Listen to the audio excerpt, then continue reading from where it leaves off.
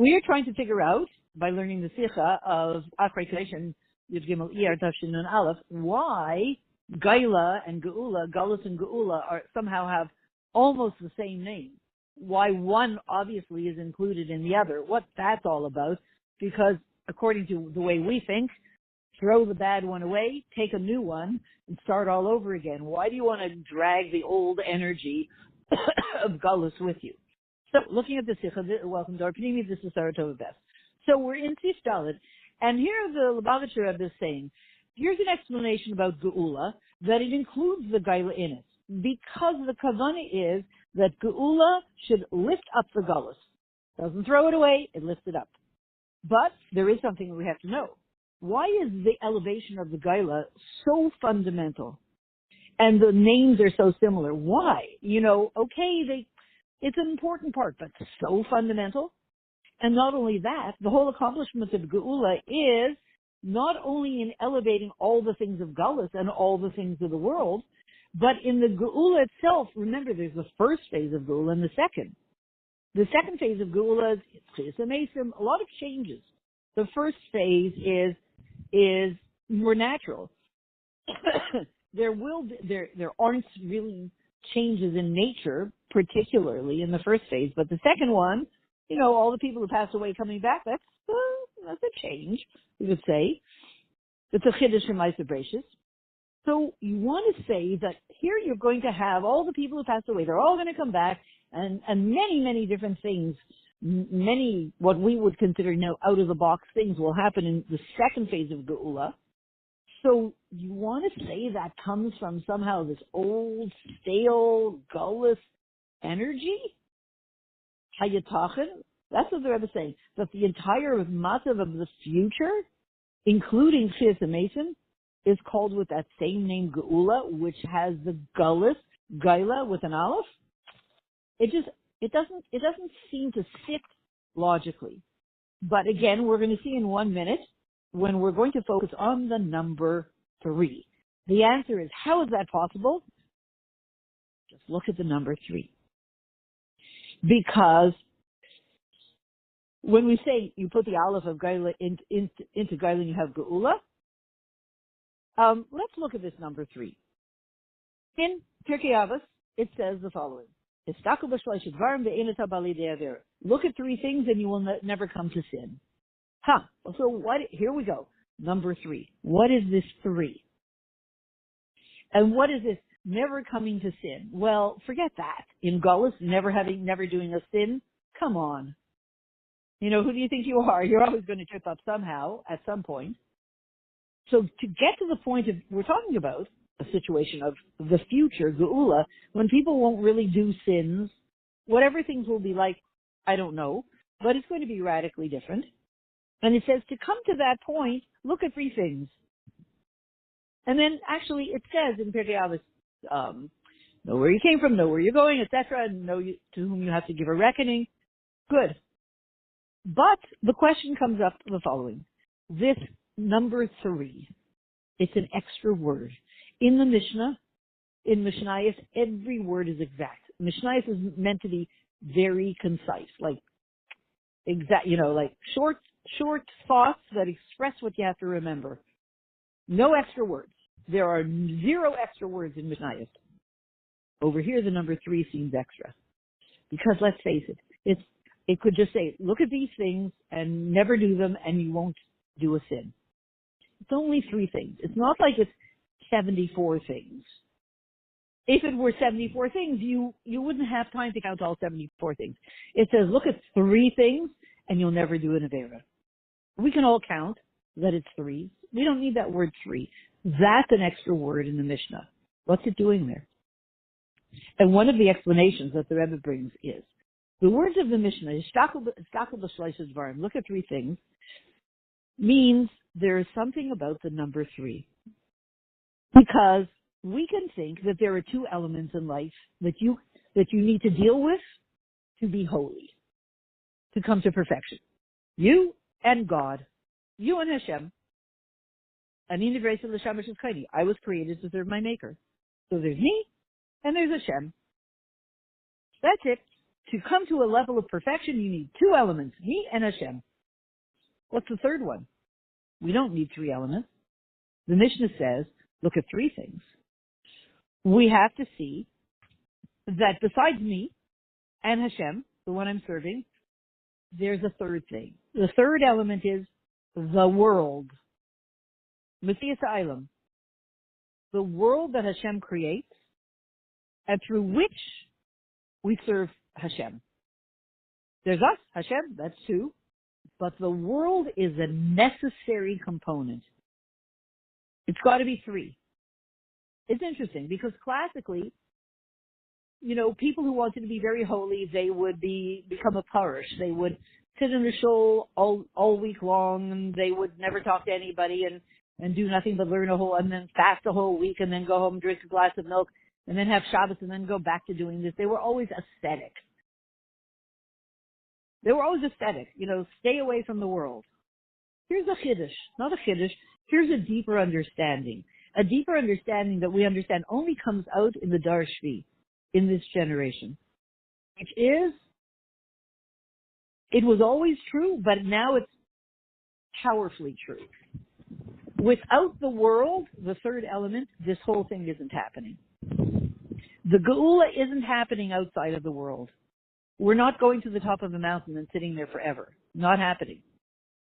We're not going to be sitting in some moshav all by ourselves, sitting with Starim all day long in clouds. We're not going to be doing that. We're going to be in the world. Why? Just because, you can't get rid of it? It's too sticky? No. It's an essential component of these three things. To come to the point of this completion, you need these three things. You, Hashem, and the world. This is what the Rebbe is saying. This is what Torah is saying. Because the whole point of creation of the world, and the whole reason that your neshama came down into your physical body, into the lowest world, and we're really in a very low world, is for Hashem wants a dwelling place in this world. This world. And because that's the center of everything. That's the focal point of everything. And therefore, Hashem creates a world because he wants to be in this world. And he brings your neshama down into a physical body in this world. Because this is where he wants it all to happen. This is not a side point. It's the main point. He wants it all to happen in this world. Strange place for him to want such perfection. It's an awfully weird place. And on a taiva, you can't ask questions. This is what he wants. He wants that we, through our avaida, should purify the physical body and the nefesh chiyunis and the nefesh gashmis and the physicality of the world and the whole world, your whole part of the world, and make it a dwelling place for Hashem. That's what he wants. That's what Hashem wants. And what does that accomplish? How is that done?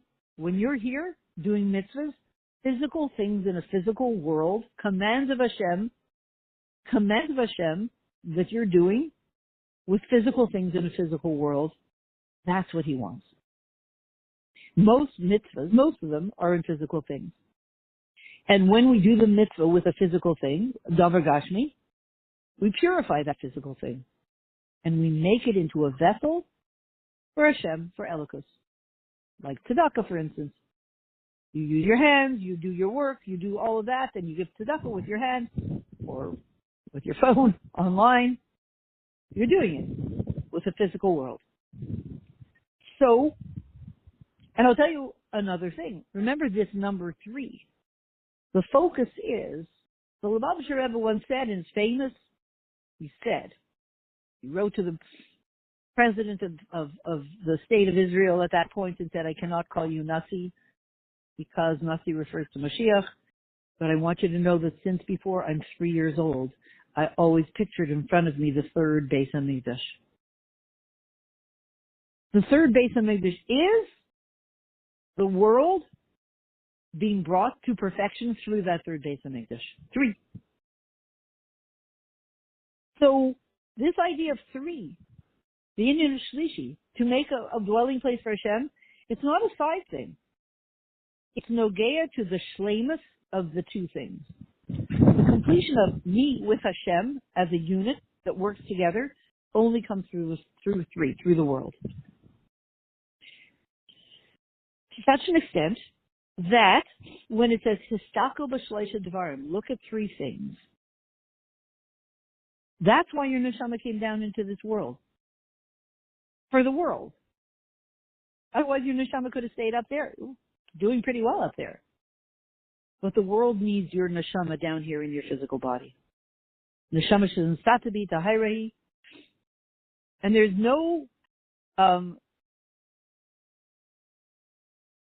wants up there, everything's perfect. There's no opposite of Tara, and he sends us down here.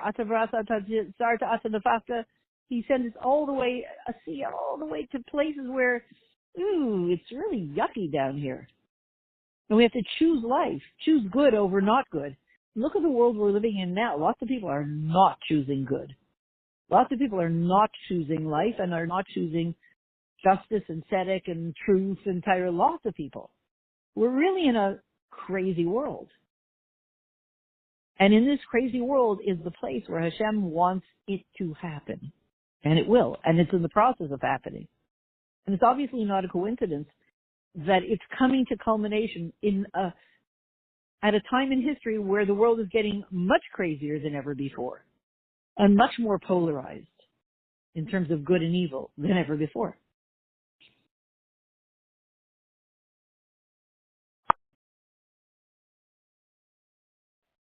And the fact is, the neshama comes down into the body, which is the opposite of, it says, Mailim B'Kodesh, go up, up, up, up, up, up. And this one, here we're instructed to come down.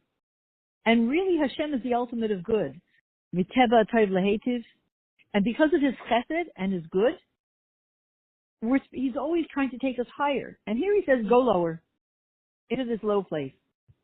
So then we understand there's an incredible master plan going on there of the Avaida of Hashem bringing us down, that everything that we are accomplishing and will accomplish in this world makes all of our descents worthwhile. They're not random. They're all worthwhile because it gets the job done. And the elevation even happens in your neshama by coming down into this world, that you end up on a higher level. But that's the least of it. So now we understand, just to sum up, the Mishnah says, Histako b'shleisha dvarim. Look at three things, the number 3.